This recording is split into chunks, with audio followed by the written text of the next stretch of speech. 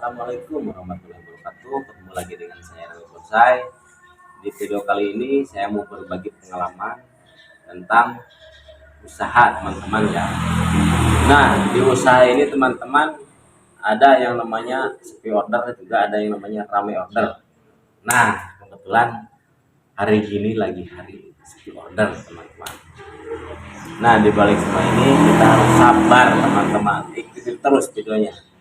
Ada 3 tips dari saya supaya kamu bisa menghadapi sepi order atau rame order. Ikuti terus, jangan lupa subscribe dan komennya untuk channel Rawi Bonsai. Terus videonya. 1 teman-teman, menghadapi sepi order seperti ini teman-teman. Saya mau cerita dulu. Pertama ya, ini kamu yang harus kuat, mental namanya teman-teman. Di dalam usaha itu makin lama itu usaha, walaupun usaha apapun, udah bengkel elas, bengkel motor, bengkel mobil, itu semuanya ada kendala teman-teman. Makin lama itu bukan makin bagus namanya usaha teman-teman, karena makin lama kita udah sering gagal, udah sering bagus, udah sering ketemu orang, banyak yang benci, banyak yang suka sama kita, akhirnya banyak sekali namanya kendala gitu ya, banyak suka dukanya di situ. Ya akhirnya usaha kita bisa menurun, juga bisa naik.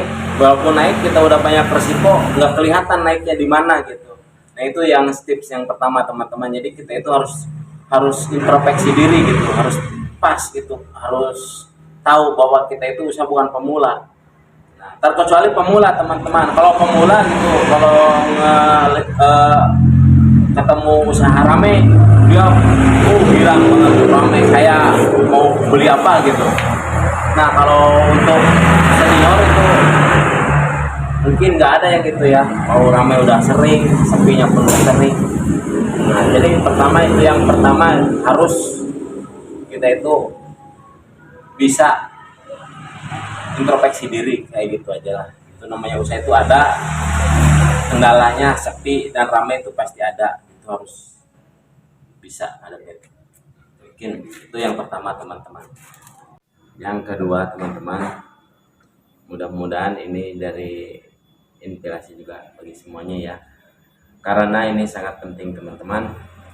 Di bidang usaha apapun, namanya bahasa ini harus kita jalankan seperti ini. Yang kedua itu teman-teman, itu kita harus silaturahmi ya. Udah berapa kali saya bilang itu silaturahmi itu harus ketemu manusia antar manusia gitu, atau kita punya saudara ketemu saudara, kita punya tetangga ketemu tetangga teman-teman. Nah di balik semua itu mungkin ada rezeki kamu, atau memperkenalkan bahwa saya itu suka usaha ini. Kalau ketemu sama orang yang belum kamu kenal, akhirnya kita jadi punya order baru. Nah seperti itu teman-teman. Yang kedua itu harus benar-benar dijalankan kalau kita usaha lagi sepi ya. Saya pun mengalami seperti itu teman-teman. Untuk sementara ini pun ini lagi usaha lagi sepi teman-teman. Saya itu hadapi sendiri gitu, karena saya udah lama untuk usahanya, udah sering gitu makan asam garamnya usaha, jadi udah terasa gitu. Bagaimana lah gitu, kadang-kadang saya juga suka malas pergi gitu bagaimana, tapi tetap aja saya sempatkan gitu untuk 1 atau 2 jam ketemu sama orang gitu. Bahkan semalam pun saya udah ketemu, alhamdulillah udah silaturahmi ya, dapatlah sedikit-sedikit itu rezeki. Mungkin itu aja teman-teman ya, silaturahmi yang kedua ya. Juga persaingan teman-teman. Nah ini penting juga teman-teman, namanya persaingan usaha itu di setiap ranah usaha apapun ada ya. Kalau kita pemula gitu, kadang-kadang melihat orang sepi kita gembira gitu, kadang-kadang seperti itu ya, biasanya gitu ya orang ya. Kalau melihat orang ramai kita panas gitu, kayak gitu. Itu seperti itu nggak boleh teman-teman. Namanya usaha itu kita harus benar-benar gitu menghadapi persaingan itu wajar, harus dianggapnya wajar, dia juga pengen usaha kayak gitu teman-teman. Juga kita jangan seudon ya, kalau misalnya kita sepi nih, jangan orang lain gitu, orang kadang-kadang jangan dia itu ngapain kita itu, enggak teman-teman. Enggak ada yang namanya sirik itu enggak ada teman-teman, apalagi di diri saya itu enggak ada namanya sirik ya. Kalau misalnya orang lain rame, mungkin dia rezekinya lagi bagus gitu. Juga namanya rezeki teman-teman, ingat ya rezeki itu biar kita hari ini dapat uang banyak gitu teman-teman, itu belum tentu teman-teman. Namanya uang itu banyak tujuannya gitu.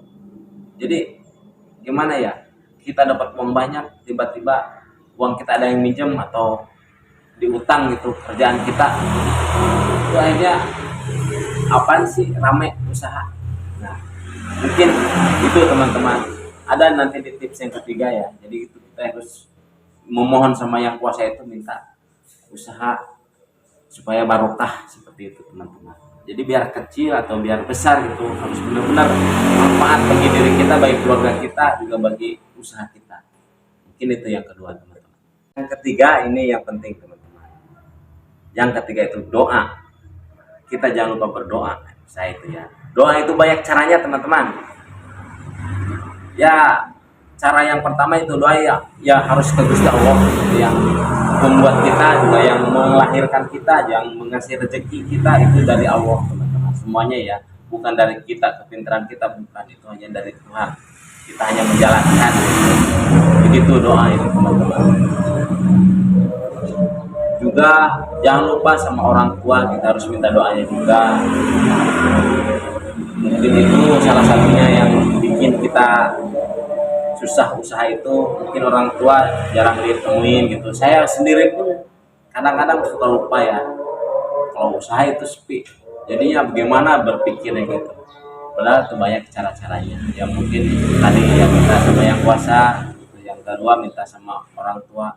Adalah satu lagi teman-teman, kamu harus sering sodako yang kamu anggap itu orang harus dikasih sama kamu, kasihlah gitu ya, sebagian harta kamu, biarpun sedikit, yang penting kamu ikhlas. Begitu aja teman-teman tips dari saya. Mudah-mudahan video ini bermanfaat bagi semuanya, juga bagi pengusaha-pengusaha kecil atau yang sudah senior pun sama ya gitu, membutuhkan namanya doa. Itu aja teman-teman. Wassalamualaikum warahmatullahi wabarakatuh. Ikuti terus video-video selanjutnya, jangan lupa ya subscribe-nya ya.